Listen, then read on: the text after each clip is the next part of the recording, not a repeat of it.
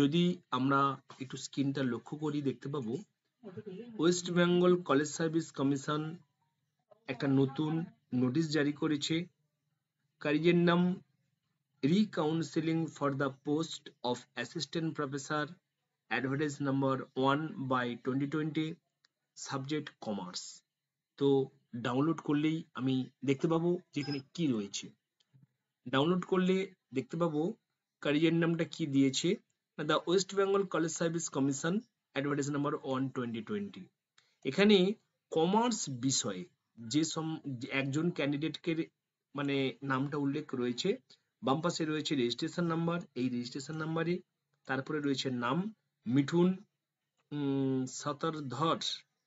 সূত্রধর, মিঠুন সূত্রধর, category রয়েছে SC, আর প্যানেলে serial number ছিল 50।